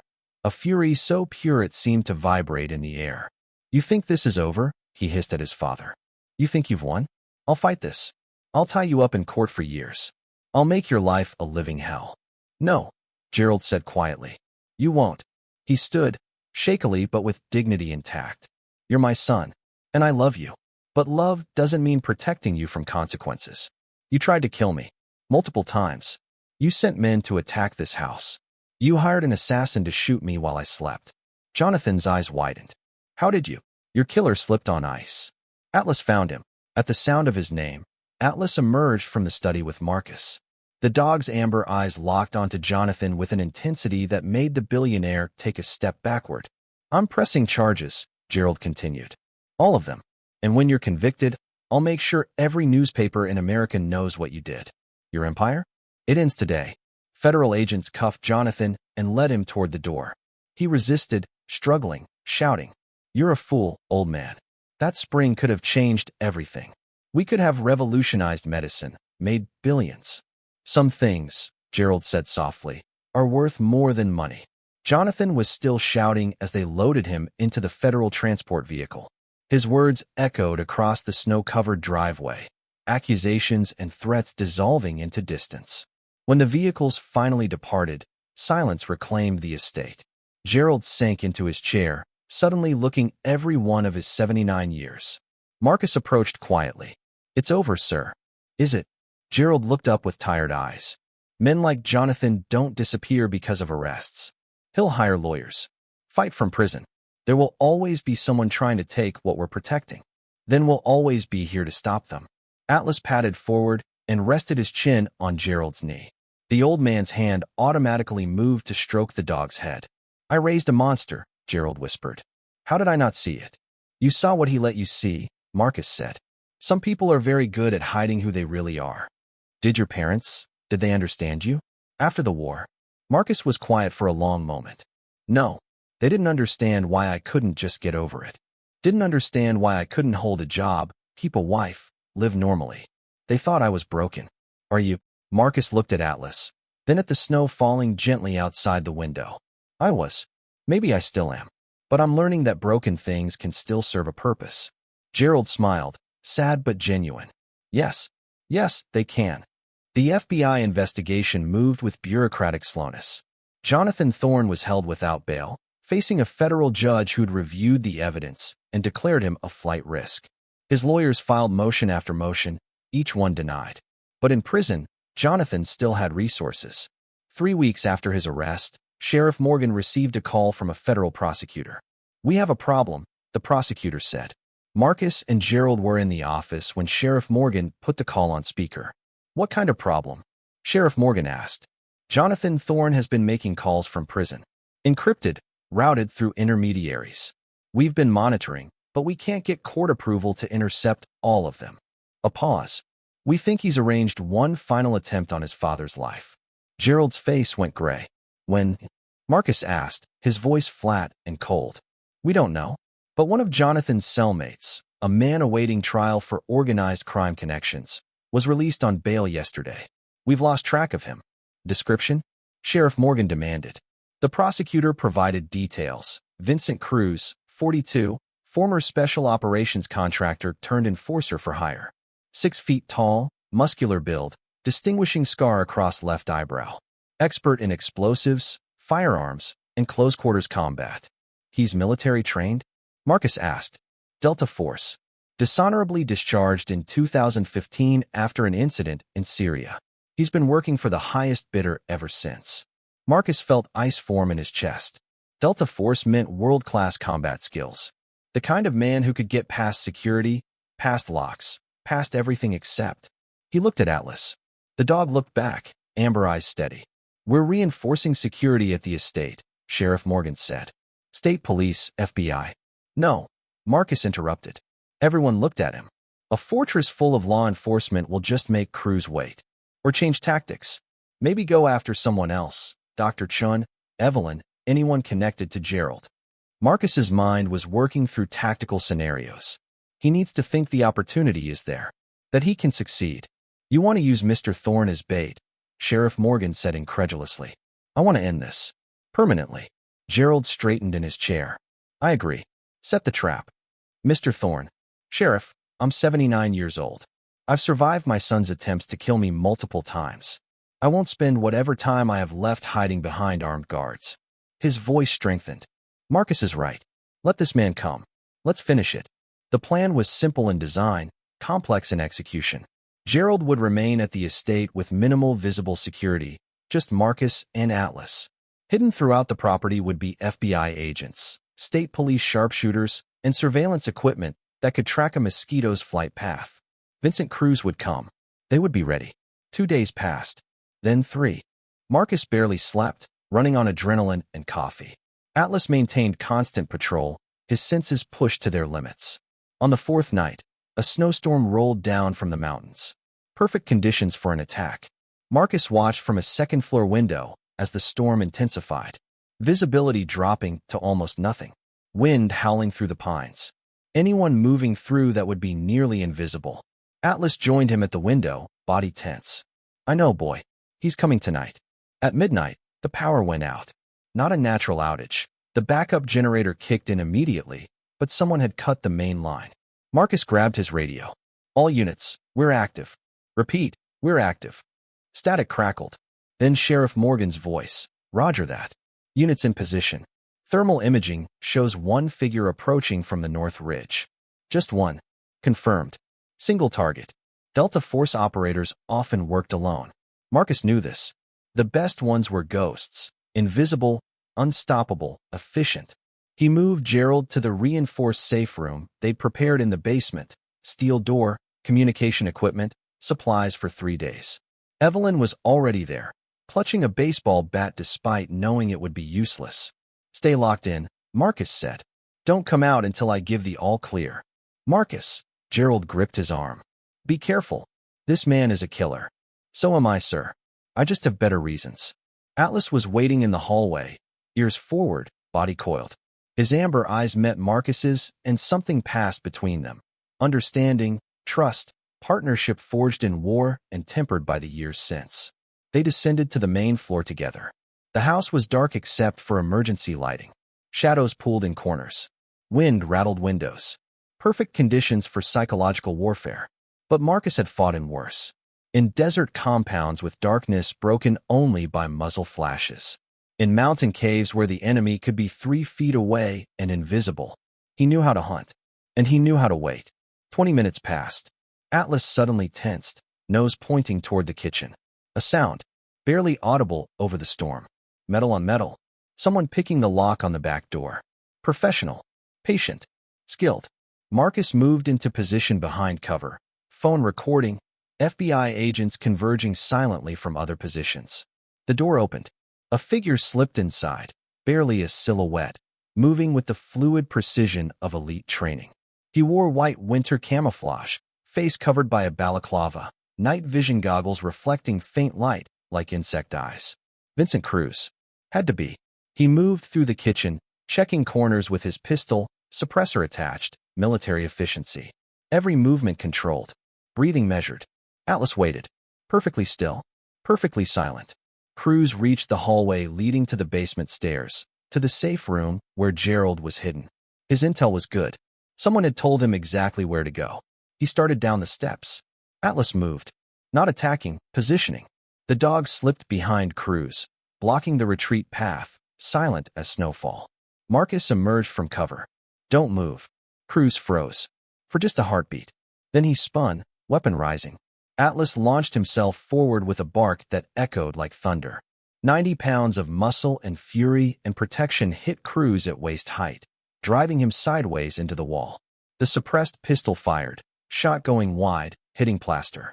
Marcus closed the distance, years of hand-to-hand combat, training flowing through muscle memory.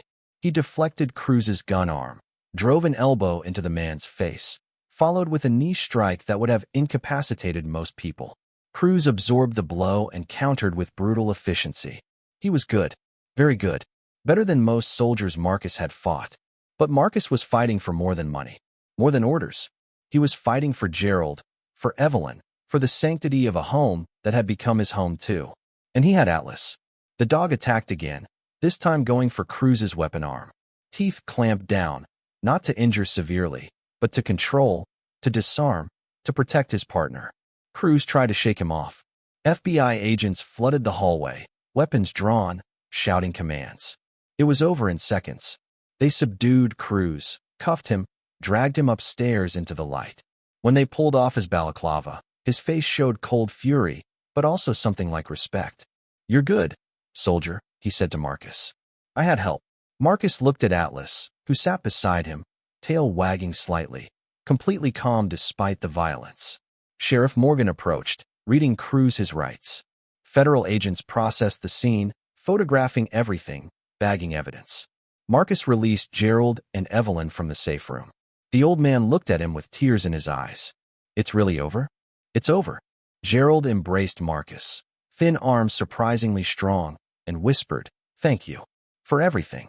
When they finally separated, Atlas pushed between them and pawed at Gerald's leg, demanding attention. The old man laughed, the first truly happy sound Marcus had heard from him. He crouched painfully and hugged the dog. "You magnificent animal," Gerald murmured. "You beautiful, magnificent animal." Atlas's tail wagged hard enough to blur.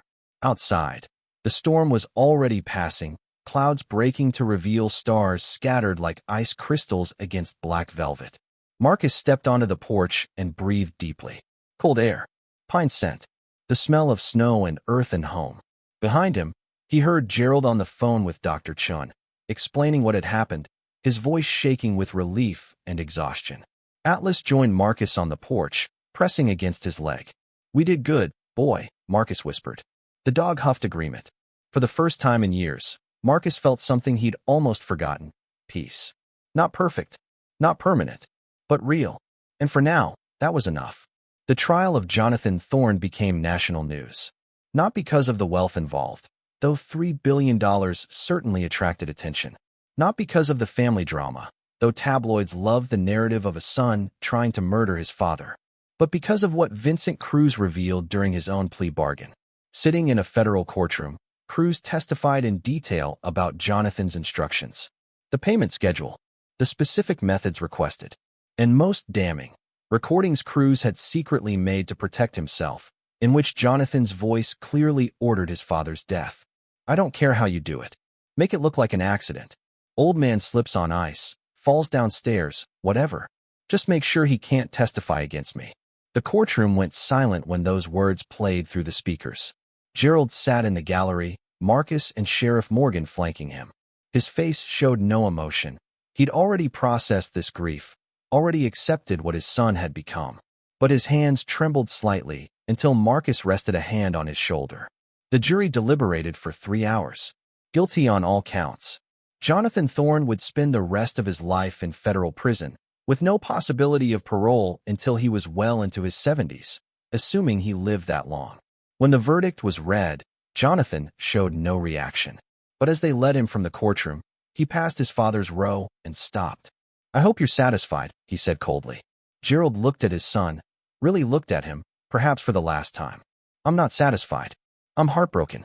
But justice matters more than my feelings. Jonathan's expression flickered. For just a moment, something human beneath the monster. Then it was gone. He turned and let the marshals lead him away. Outside the courthouse, reporters swarmed.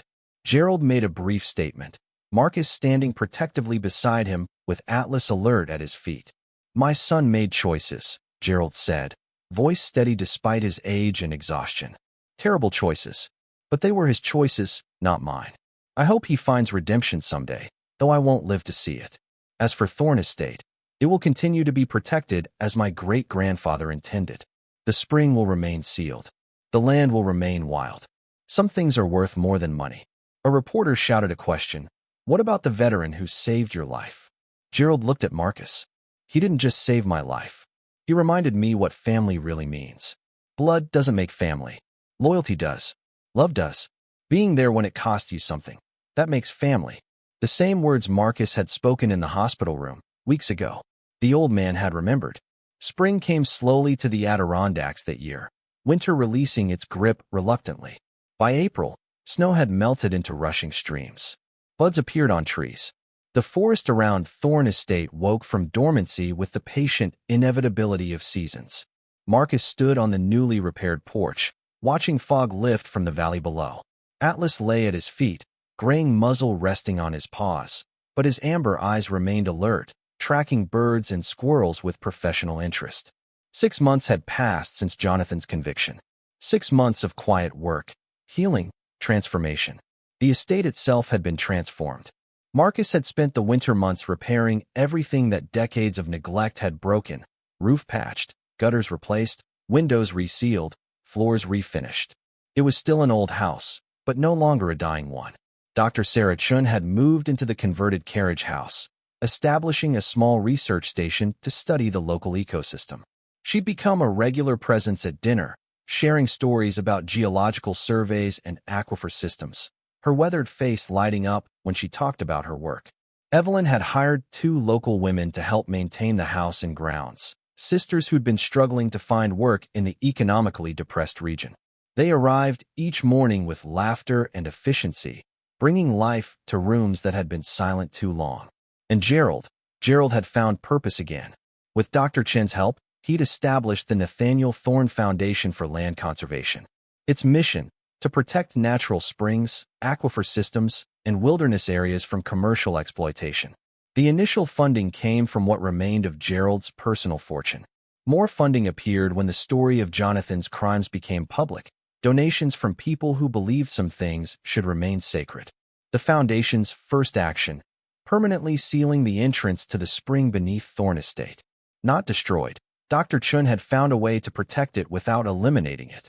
A specialized concrete mixture, reinforced steel barriers, and seismic monitors that would detect any attempt to breach the seal. The spring would remain untouched. Forever. On a warm May afternoon, the Foundation held its first public event, a gathering at Thorne Estate to announce the protection of 12 additional wilderness properties across the Adirondacks. More than 200 people attended. Environmentalists, local residents, veterans organizations. Word had spread about Marcus's role in protecting the estate. News crews, politicians seeking photo opportunities but kept at a respectful distance by Sheriff Morgan. Marcus watched from the edge of the crowd, uncomfortable with attention, preferring to observe rather than participate. Atlas had no such reservations. The dog moved through the gathering like a visiting dignitary, accepting pets and admiration with calm dignity. Children gravitated toward him especially. Something about the German shepherd's gentle presence made them fearless. A small boy, maybe 7, approached nervously. "Is your dog a hero?" the child asked Marcus. Marcus crouched to the boy's eye level. "Yes, he is." "What did he do?" "He found someone who was lost. He protected people who were in danger. He knew when something was wrong before anyone else did." Marcus looked at Atlas, who was watching the interaction with interest. "He saved more lives than I can count." The boy's eyes went wide. "Can I pet him?" "Ask him." The boy turned to Atlas. "May I pet you, sir?" Atlas's tail wagged. He stepped forward and gently licked the child's hand. Pure joy exploded across the boy's face.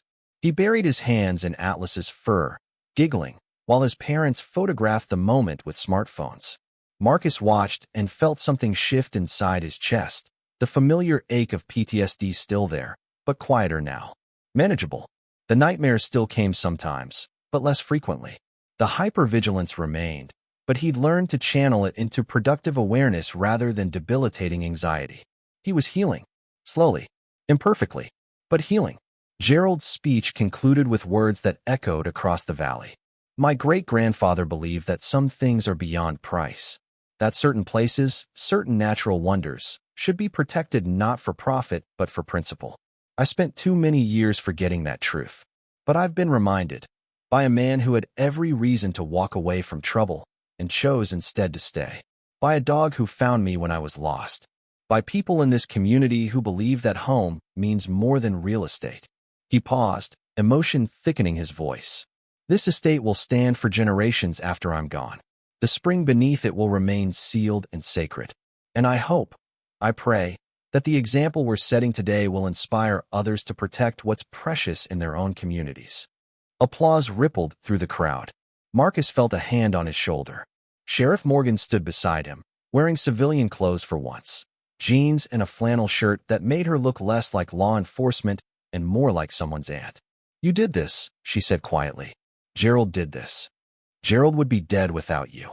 She smiled. Take the win, soldier. You earned it. Marcus nodded slowly. It feels strange.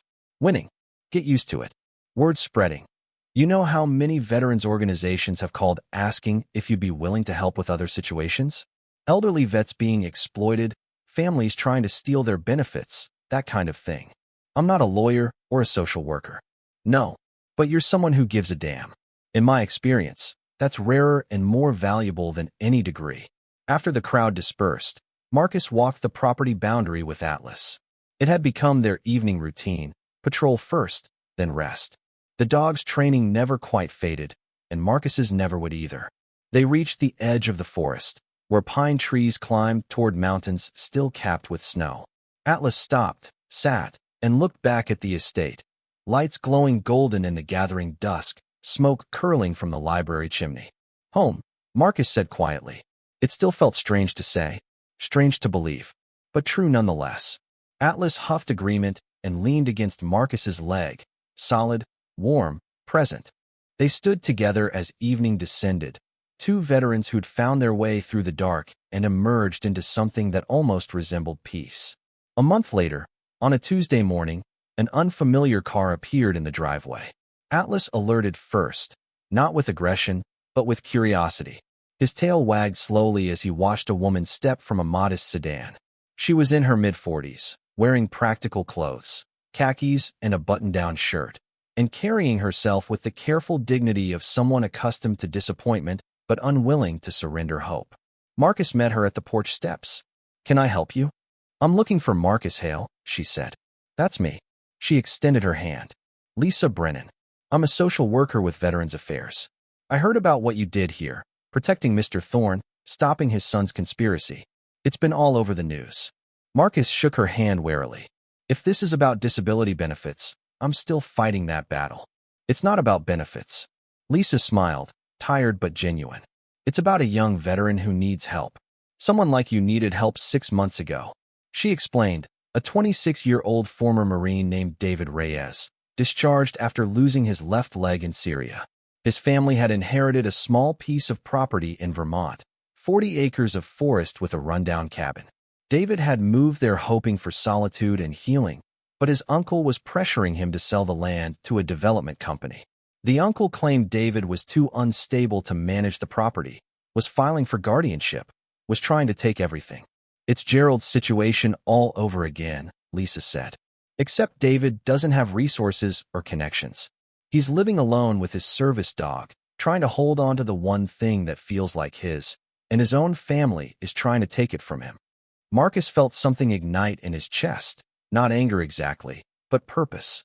The same feeling he'd had when Atlas found Gerald in the woods. The sense that this mattered, that someone needed help and he could provide it. Where is he? Marcus asked. 3 hours north, near the Canadian border. I can give you his information if. I'll go today. Lisa blinked. Just like that. Just like that. Inside, Marcus explained the situation to Gerald, who was sitting in the library with Dr. Chun, reviewing foundation paperwork. Go, Gerald said immediately. Help him. That's what we do now. We help people who can't help themselves. The estate. We'll be fine. Evelyn's here. Dr. Chen's here. Sheriff Morgan checks in daily. Gerald smiled. We've got it covered. Go be someone's miracle. Marcus packed quickly, which was easy since he still owned almost nothing. Atlas watched the preparations with interest, tail wagging. The dog knew the signs. They were deploying again. As Marcus loaded his duffel into the truck, he'd finally bought one with money from his estate salary. Dr. Chen appeared. Take this, she said, handing him a business card. If the property dispute involves mineral or water rights, call me. I'll testify as an expert witness. Thank you. Sheriff Morgan arrived as he was preparing to leave. She handed him a folder. Legal precedents for elder exploitation cases, she said. And my personal cell number. Call if you need law enforcement assistance. You're conspiring to help me interfere in someone else's business, Marcus said with dry humor. Damn right we are. She smiled. Go save someone else, soldier. You're getting good at it. Gerald walked out to the driveway, moving slowly but steadily. His health had improved remarkably. Turns out having purpose was better medicine than most pills. Marcus, the old man said, gripping his shoulder. Thank you. For everything. I didn't do anything special. You did something impossible. You gave me family when I thought I had none. Gerald's eyes were bright with emotion. Whatever happens next, wherever you go, you'll always have a home here. Marcus couldn't speak past the tightness in his throat. He nodded once. Atlas solved the emotional moment by bounding over and demanding pets from Gerald, who laughed and obliged. Take care of him, Gerald said to the dog. He's stubborn about accepting help. Atlas barked once, acknowledgement and promise combined. As Marcus pulled out of the driveway, he glanced in the rearview mirror. Gerald stood on the porch of Thorne Estate, waving slowly. Dr. Chun and Evelyn had joined him, along with Sheriff Morgan and two of the maintenance staff. A family. Chosen, not born. Built from loyalty and sacrifice. Marcus waved back, then turned his attention forward. Atlas sat in the passenger seat, nose pointed toward the windshield, ready for whatever came next. You ready for this, boy? Marcus asked. The dog's tail thumped against the seat. Yeah, me too. They drove north, toward mountains and forests and someone who needed help. Behind them, Thorne Estate stood solid and protected, a testament to the truth that some things couldn't be bought, sold, or destroyed. Ahead, a young veteran waited in darkness, not knowing that rescue was coming. And between past and future, Marcus Hale drove with purpose he'd thought lost forever, with a partner who'd never given up on him, toward a life defined not by what he'd survived, but by what he chose to protect. The ceremony took place on a perfect October afternoon, with autumn painting the Adirondacks in shades of gold and crimson. More than 300 people gathered at Thorne Estate for the unveiling of the Nathaniel Thorne Memorial Garden. 3 acres of carefully cultivated native plants, walking paths, and a small amphitheater where Gerald would host educational programs about conservation and land stewardship. At the garden's center stood a bronze statue, a man in work clothes standing beside a German shepherd, both looking out toward the mountains. The plaque read, "In memory of Nathaniel Thorne, 1870 to 1941, who understood that some treasures must be protected, not possessed, and in honor of all who choose duty over profit, loyalty over gain, and principle over fortune." Marcus stood at the back of the crowd, uncomfortable with the attention despite being invited to the front row. Atlas lay at his feet, now 7 years old, showing more gray in his muzzle, but still alert, still strong. Gerald spoke about his great-grandfather's vision. Dr. Chun discussed the importance of protecting aquifer systems. Sheriff Morgan presented a plaque recognizing the law enforcement officers who'd helped protect the estate. Then Gerald called Marcus forward. "I'd like to introduce someone many of you know already," Gerald said. "Marcus Hale, veteran, friend, and the person who saved not just my life, but the legacy of Thorne Estate. Marcus, would you say a few words?" Marcus approached reluctantly. Public speaking had never been his strength. He looked out at the crowd and saw familiar faces. Evelyn, beaming with pride. Dr. Chun, taking notes as always. Sheriff Morgan, arms crossed but smiling. The families Marcus had helped over the past year, David Reyes with his service dog, sitting in a wheelchair in the front row. Sarah Martinez, an elderly veteran whose son had been trying to steal her military pension, now financially stable and safe. Others, a growing network of people who'd been vulnerable and found protection. And beside the podium, Atlas sat, waiting patiently. "I don't have a prepared speech," Marcus began. His voice carried steady and clear across the gathered crowd. "I'm not good with words. But I know this. A year ago, I got off a bus in Pine Ridge with $47 and no idea what came next.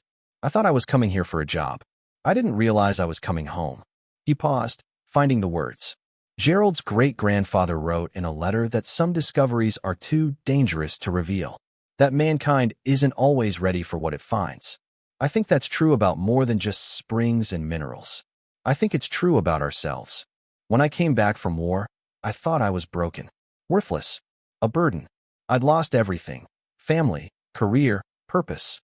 But Atlas, he looked down at the dog. Atlas never saw me as broken. He saw someone who needed a job, who needed a purpose, who needed to matter again. Atlas's tail thumped once against the platform. And Gerald could have hired anyone. Could have gone with a professional security company or any number of people more qualified than a homeless veteran. But he took a chance on someone who had nothing. He gave me not just a job, but trust, dignity, a place to belong. Gerald's eyes glistened. "This garden," Marcus continued, gesturing to the space around them, "is about protecting things that matter. About understanding that not everything valuable can be measured in money. And I think that applies to people too. We protect each other. We stand up for those who can't stand up for themselves. We choose loyalty even when it costs us." He looked directly at Gerald. "A wise man once told me that blood doesn't make family. Loyalty does. Sacrifice does. Being there when it costs you something, that makes family. I believe that. I've lived it. And I hope to keep living it for whatever time I have left." The crowd erupted in applause. Marcus stepped down quickly, uncomfortable with the attention. But Atlas was there immediately, pressing against his leg, offering the comfort and support that only a dog could provide. After the ceremony, people lingered, talking, eating from tables laden with food prepared by local volunteers. Marcus found a quiet spot under an old oak tree and sat with Atlas, watching the gathering from a distance. Gerald eventually found him there. "Hiding again?" the old man asked with amusement. Observing, Marcus corrected. Gerald sat beside him with a soft grunt. At 80 years old, he'd outlived every doctor's prediction, powered by purpose and stubbornness in equal measure.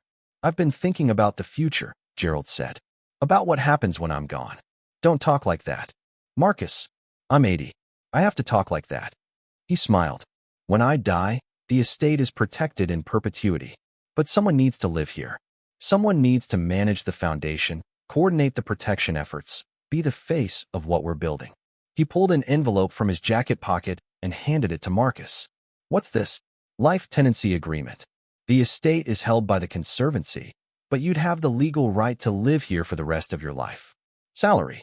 Full authority to make decisions about the property and the foundation." Gerald's voice softened.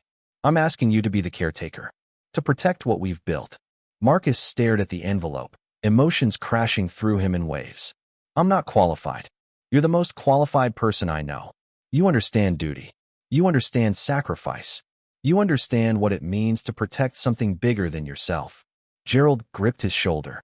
"And your family. Real family. The kind that matters." Marcus looked at Atlas. The dog looked back with those amber eyes that had seen him through the darkest times and guided him to this impossible, unexpected future. "Can I think about it?" Marcus asked. "Of course. Take your time.